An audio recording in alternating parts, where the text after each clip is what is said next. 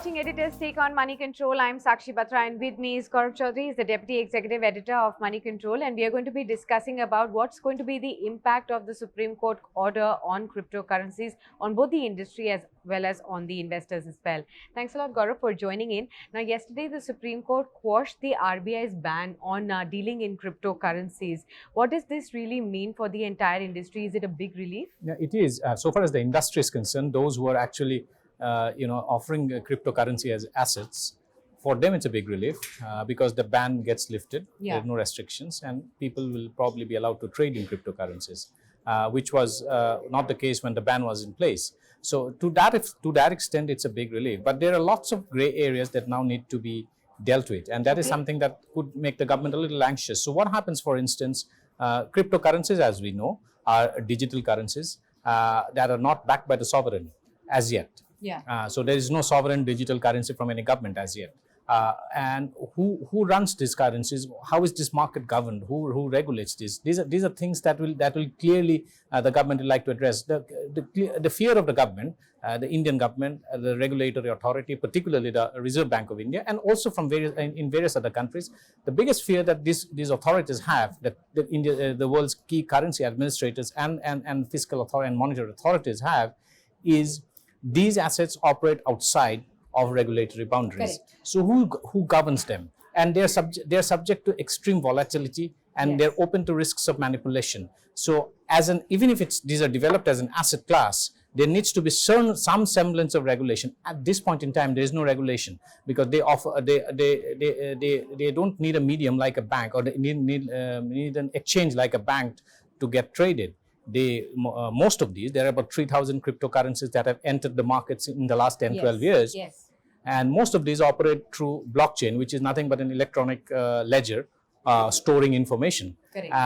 And again, no sovereign authority has any control or oversight of these kind of ledgers. So how are these cryptocurrencies or digital virtual currencies going to be governed? Bitcoin obviously is the most popular among these, but there are many others that are in operations.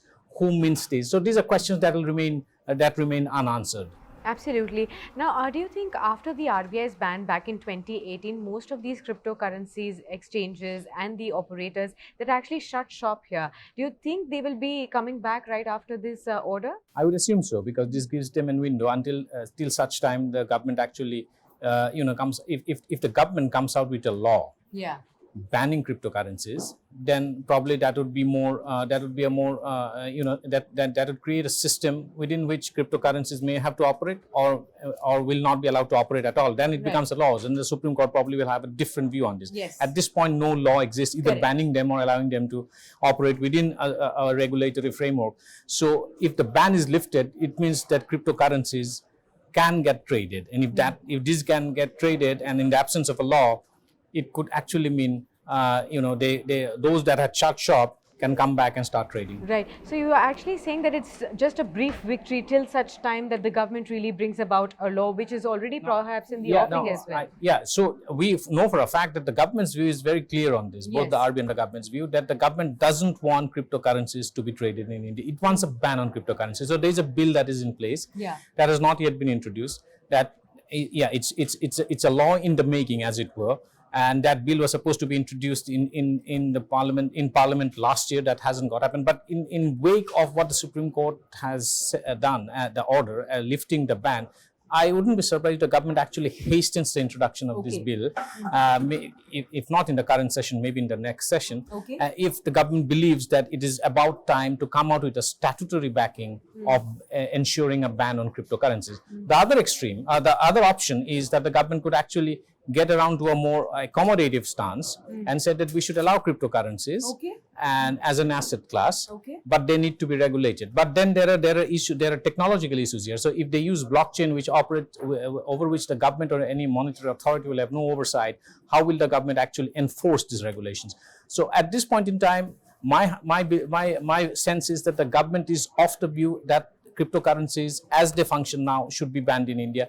Whether the government actually hastens the law, which it has been talking about is something that remains to be seen. Right, but can we also look at our own, regulated virtual currency being introduced in India? That is something that has been talked about. In fact, at one point in time, there was a rumor that India could actually come out with its own sovereign virtual currency called Lakshmi. Yeah. Okay. And that is again speculation, rumor. There is no evidence to substantiate that speculation. But there has been talk across governments that if virtual currencies actually bring in more efficiencies in transaction, because it will also bring down costs of transaction, and it will raise the speed of transaction significantly, and it makes the transaction the payment system far more efficient. Then maybe we could probably look at a play as a eventuality where a scenario where the world gets together, all monetary authorities get together, and each of these countries actually come out with their own virtual currencies, like just like we have the dollar for the US and the rupee for India. Yeah. We could have a virtual currency for India and a virtual currency for the US, where international transactions take place in virtual currencies. Okay. Through these sovereign-backed virtual currencies. But that is something, again, it's in the realm of speculation. It is only of academic and theoretical interest now. Nobody has seen any movement on that part, apart from the fact that Facebook had floated the idea that it wants to come out with a virtual currency called Libra.